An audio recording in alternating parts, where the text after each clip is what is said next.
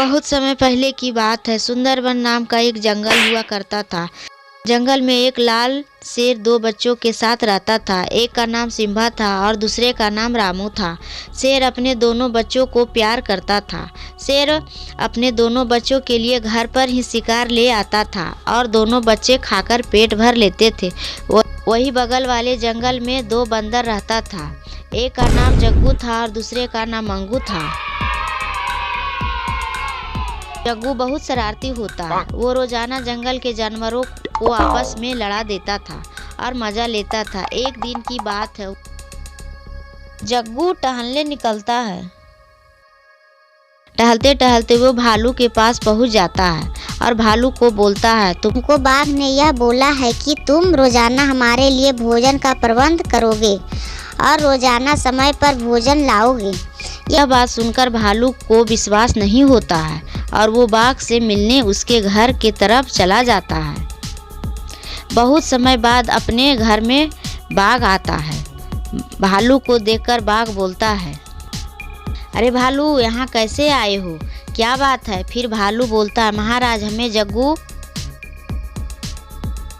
बोल रहा था कि आपने यह आदेश दिया है कि हमें रोजाना समय पर जग्गू के लिए भोजन प्रबंध करना है। यह बात सही है क्या? फिर बाघ बोलता है, अरे भालू, तुम्हें यह कौन बोला है? तुम जग्गू से जाकर बोल दो कि उसे महाराज ने तुरंत अपने पास बुलाया है। फिर भालू वहाँ से जग्गू के पास जाता है।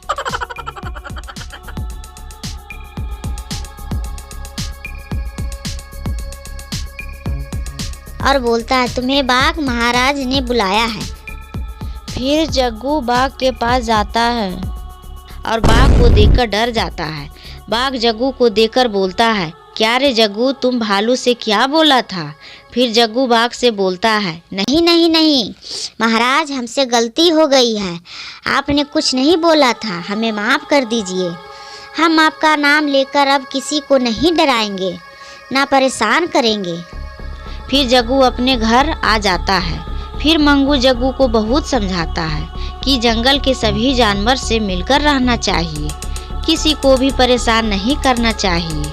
फिर जग्गू को भी समझ में आ जाता है और वो जंगल के जानवरों से जाकर बोलता है, फ्रेंड, हमें माफ़ कर दो, अब हम किसी को भी नहीं परेशान करेंगे, सबसे मिल कर रहेंगे। फिर सारे जानवर जग्गू को माफ़ कर देते हैं, सब मिलकर साथ रहने लगते हैं।